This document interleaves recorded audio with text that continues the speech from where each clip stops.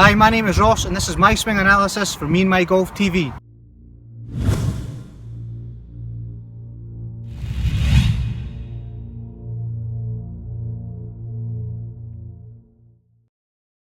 Hello and welcome to Me and My Golf TV, and welcome to this week's My Swing Analysis. This is where we analyse one of our lucky followers' golf swings. It sure is. Please get involved today. Go to Facebook, Instagram and Twitter using the hashtag My Swing Analysis. Also, make sure you download the Periscope and Snapchat apps.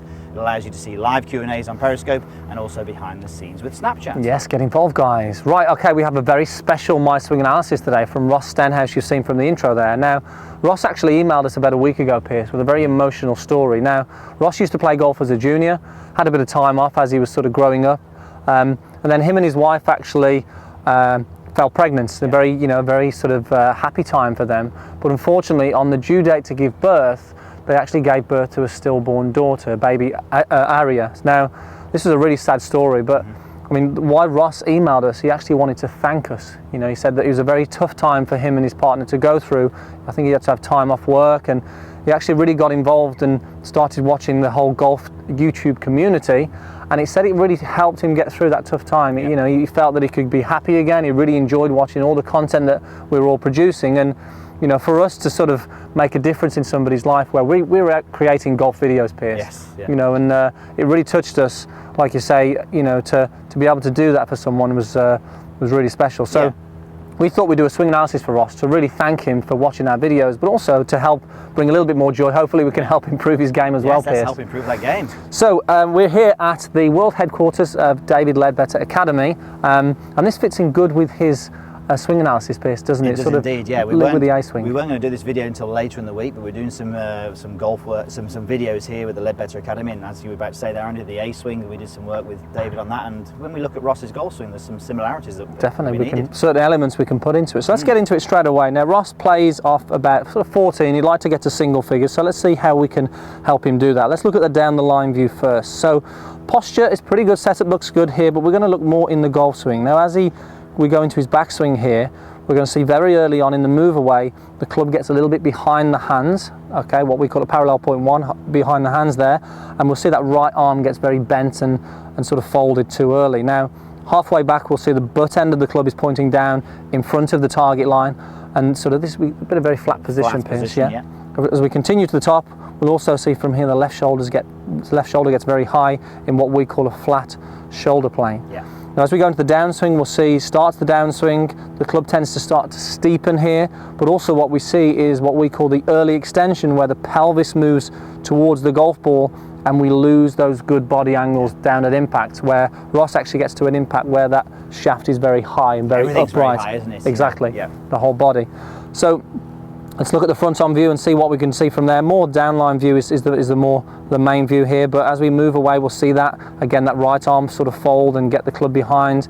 And then as we go into the downswing here, what we'll see that the lower body, rather than rotate a lot, it tends to get a little bit of a lateral movement.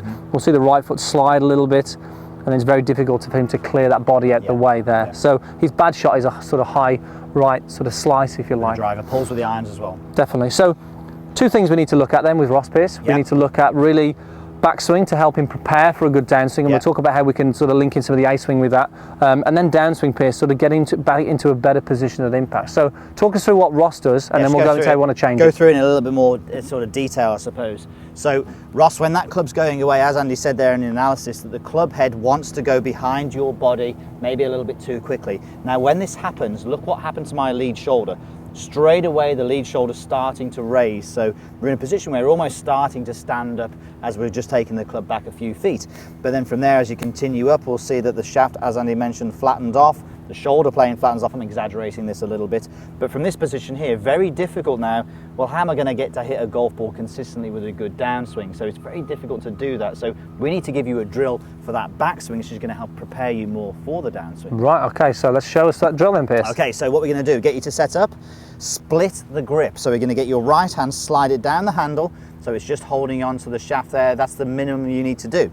Now the objective is here, do not let the club head go behind your hands in the first part of the backswing. So we're really going to get the feeling and sensation that the club head stays out in front of the hands. You can see I've got the handle has just gone past the sort of right thigh there, and you can see that club head is well out in front, isn't it? Definitely. I mean, it's completely opposite to where Ross was. The opposite, completely the opposite. Okay, so let's just do that again. So from this position here, great, and then as you continue up, you'll then notice some big changes again. We're kind of reversing it, as you said, totally opposite. The shaft is a lot more upright at this halfway back position. The shoulder plane is looking pretty good.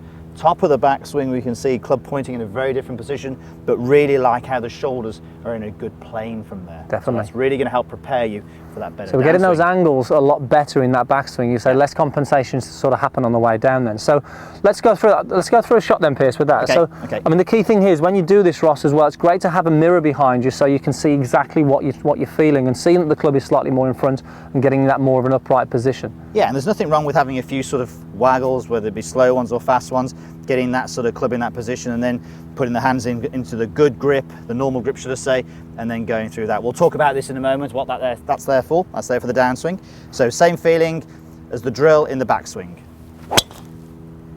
A nice little draw there, Pierce. Yeah, like that one. And really, like I say, if you can draw the golf ball, obviously if you've been slicing it, a draw is going to be very welcomed. Absolutely. Okay, absolutely. So again, this is the first part. Obviously the backswing is going to be the main thing we want you to focus on, but also there's some issues in the downswing that we'd like to look at, Pierce. Yeah. And we mentioned the upright shaft at impact, and we also mentioned the early extension. Talk us through how this can help that. So obviously what we just quickly going through those positions. From this position here, we would see obviously that the lower body would maybe thrust into the golf ball. We'd see that the shaft would come down quite steep and the handle would come up quite high. So we can see this in a minute, we'll be talking about that in a moment.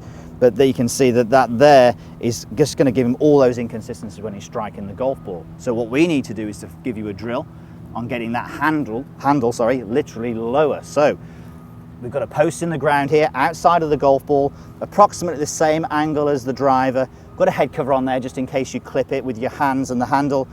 You're only going to be hitting soft shots to start with this, so make sure you do start with the soft shots.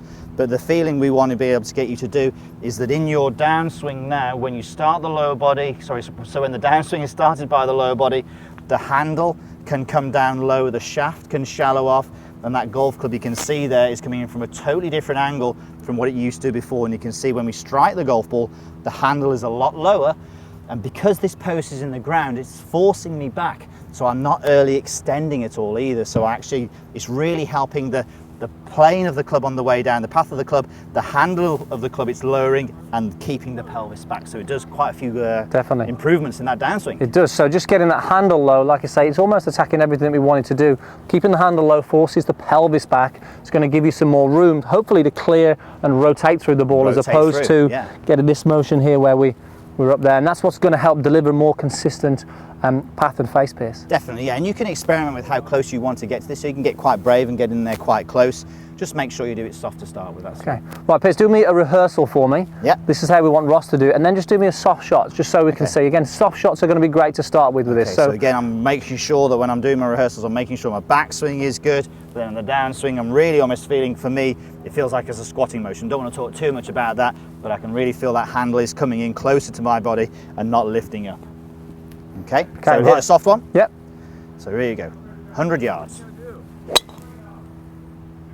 So I really really felt that handle on the way down was coming down lower and sort of that shape there, as opposed to sort of going up in the air like that. Perfect. So you can see there a few things in the back. Seems a lot there, but I think the key thing is really start with the backswing. You know, get yourself working at that. Really, that's going to allow you then to move into changing that downswing.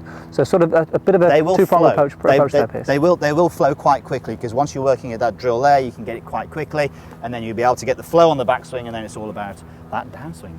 Perfect. I like it.